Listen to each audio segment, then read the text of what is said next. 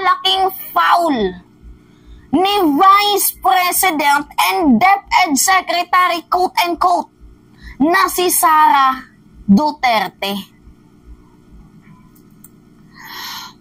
Gusto ko sanang magkaroon ng statement si VP. Ipaliwanag niya kung ano ito. Nakikita niyo yung picture na yan, guys. DepEd, oh. May DepEd pa. And kita niyo naman na eskwelahan yung nasa likod. Hindi lang yan, ha. Pakita ko pa ibang picture. Yan pa. Kita niyo? Justice for Pastor Quiboloy. Hindi lang yan. Ito pa. Kita niyo? So, ano ibig sabihin yan? Indication po na pinapagamit ni Vice President and DepEd Secretary na si Sara Duterte itong eskwelahan para po sa prayer rally para dito kay Quiboloy, para sa pagsuporta kay Quiboloy. Foul to, guys. Hindi ko alam kung may kinalaman ba dito si Vice President, pero syempre as a DepEd Secretary, trabaho mo to eh. Diba? And alam naman natin, guys, na suportado ni VP itong si Quiboloy. So, ano yung meaning nito? Sana magkaroon ng official statement itong si VP kasi yung ginagawa nila, guys, pang-komunista. Galit sila sa komunista pero yung ginagawa nila, pang-komunista. Nilalaso nila, guys, ang kaisipan ng bawat estudyante. Nakakatakot na ngayon ng DepEd, guys. Diba? Makikita nyo sa picture, indication niya na parang tinuturuan na nilang mag-rally itong mga kabataan. Foul to, guys. Foul to. Kasi kung hindi man to alam ni Vice President, sana magkaroon siya ng statement, ng paliwanag. Kasi, guys, napaka-foul nito. Diba? Yung mga kabataan na nananahimik, malaman-laman natin, kasali na sila sa mga nagaganap na prayer rally.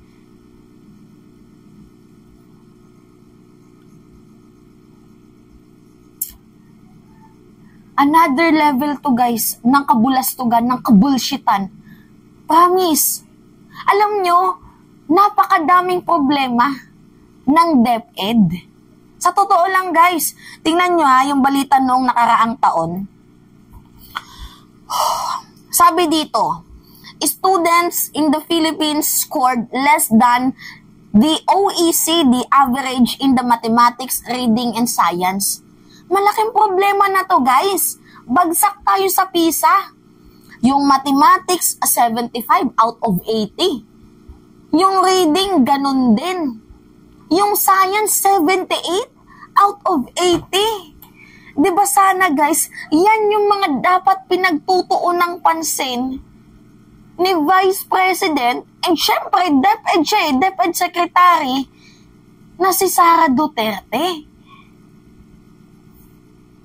Pero guys, sa nakikita ko ngayon, grabe, hindi ko ma-explain ano na yung nangyayari sa ating Departamento ng Edukasyon. Nakakalungkot, guys.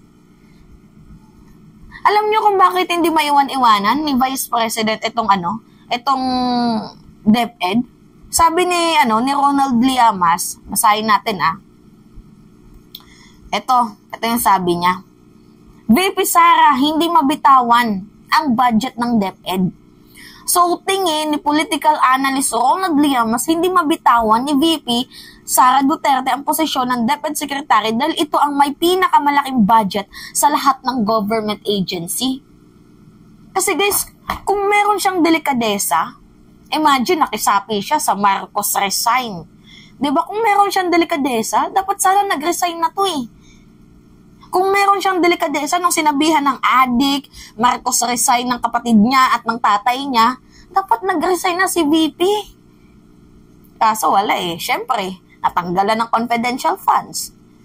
Wala nang source of income, di umano, sabi.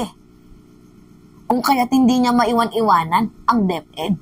Alam niya may issue pa sa Transpac, yung mga undelivered na mga school materials, hindi man lang inasikaso. Mas inuna pang pakikipag-rally? Inuna pa yung ganito?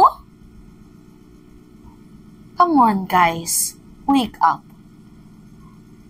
Delikado na yung mga estudyante ngayon. Kung alam man ni VP Sara itong pangyayaring to. Delikado na, sobra. Kasi guys, malay nyo yung mga kabataan. Kala nyo, pagdating sa eskwelahan, nag-aaral, yun pala. Ang ginagawa, nagpa-practice na para sa panibagong, pag-aaklas. Hindi lang natin alam. Pero kasi sa nakikita natin dito sa picture na to, hindi malabo, guys. Yan, Although walang mga estudyante dyan, baka malay nyo, weekends. Pero hindi natin alam pagdating ng Lunes. Nakakalungkot isipin, guys. Nakakalungkot. Tapos, meron pa siyang ganang manghingi ng 100 billion. Yes, guys, ito Naghingi siya ng 100 billion. Sa loob daw ng 6 years, aayusin niya daw yung problema sa DepEd. Pero paano natin siya mapagkakatiwalaan? Diba? Sabi niya, if you give me 100 billion, I will solve all the problems of basic education. So, paanong pag-resolba, VP? Di ka nga namin nakikitaan ng effort. Tapos samahan mo pa ng ganito. Tapos nung nakita niyang may lapses nga, ang DepEd, sabi niya, I do not come from the education sector. I don't have an education background, so I cannot review what they are doing. Sana nag-resign ka na lang as DepEd secretary. Kasi guys, kahit hindi ka naman, sabi na lang natin, kahit hindi ka teacher, kung meron ka talagang alam, meron kang mayaambag, pero mas prepared natin guys, kung yung maging DepEd secretary ay isang guro, para alam niya yung pain, yung suffer, 'di ba? Yung problema ng mga teacher and syempre ng mga estudyante kasi nasa field sila ng education. Pero kahit hindi ka naman naging teacher, as long as kung meron kang alam, 'di ba? Walang problema doon. Kaso hindi Wala na ngang alam, hindi pa nakakatulong sa pagbabago. Tapos ano yung sabi niya noong December 9, 2023? We do not expect we do not expect good scores for the 2022 PISA results coming out this December, which is yung pinakita kong resulta guys, na bagsak nga tayo sa PISA. Grabe. Nakakalungkot lang guys isipin.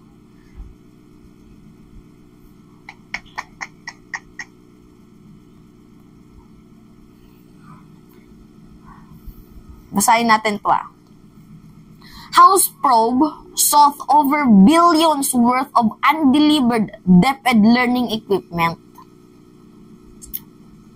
Yan nakitaan sila guys. Worth billions ng mga undelivered learning equipment ng Department of Education nakatenga lang sa Transpac dahil nga sa unsettled payment. Di ba dapat ito yung mas inuuna mo as a DepEd secretary?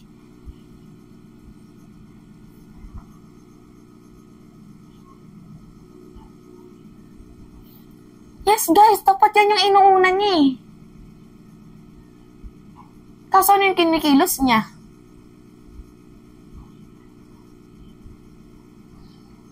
Wala talaga tayong maasahan.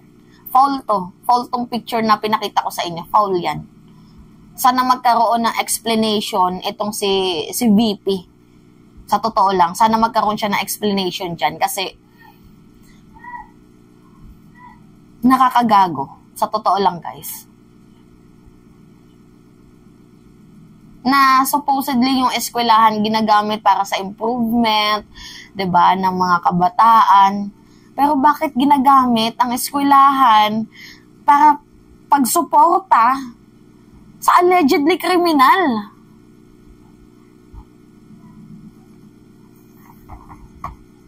Foul to.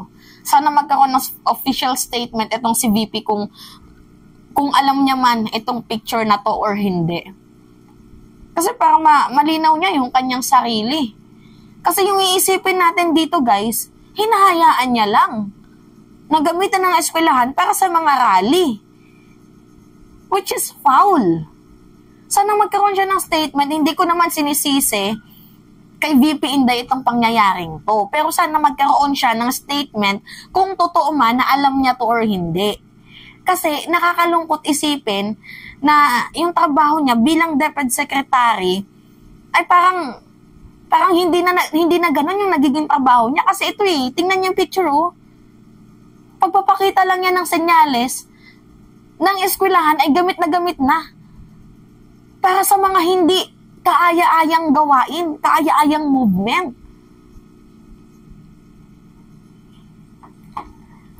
So, paano natin masasabi ang kabataan ng pag-asa ng bayan kung yung kanilang ginagawa ay puro rally? Tingnan mo, may nakalagay pang DepEd.